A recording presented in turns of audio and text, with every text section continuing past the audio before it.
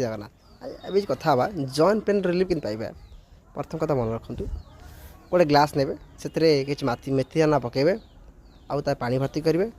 राति बेला से करेंगे सकालू से मेथी दाना खाइबे और पानी भी से पीबे आ द्वारा किसी दिन करने द्वारा आम जॉइंट पेन गोटे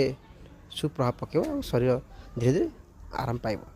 ता सहित जो मेथी दाना खाया द्वारा आमर कोलेस्ट्रोल कंट्रोल होता है और डायबिटीज जो सरकार लेवला पूरी डाउन होता है सी गोटे कथा आ गोटे कथा हूँ गोटे राशि तेल नवा भल राशि तेल तादे पान दीटा पान नवा छोट पीस कर 30-40 पीस कर पकईदेवा फुटेबा फुटे भितर आम कलज कि मार्केट आनी पकेबा सी कलज के 50 ग्राम भाया पटेबा सी फुटीगला से तेलटा छाणिकी रखीदे ठंडा करदे से तेलटा को आंठू घसीबा जहाँद्वारा आम से जॉइंट पे रिलीफ पाइबा। जो चतुर्थ अन्य तृतीय कथा हूँ आम क्षीर